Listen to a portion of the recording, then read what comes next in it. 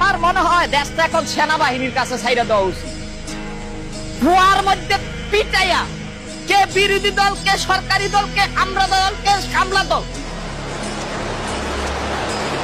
কুয়ার চামড়া যখন লাল করে লাইব কাউরে দেখাই পারবো না, তখন বিরোধী দলরা কইব বাবা আমরা সরকারি দল বিরোধী দল মিল্লা দেশ চালামু, আপনি বড় ভাই তারেক রহমান আপনি জায়গা মতো থাকেন, আমরাও আছি।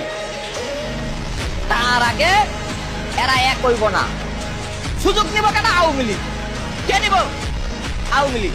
আমরা তো আওয়ামী লীগরে সুযোগ করতে দিতে পারি না। তাহলে এই সিন্ডিকেট আগে দূর করো, তাহলে তেল এবং বিদ্যুতের সিন্ডিকেট দূর করো।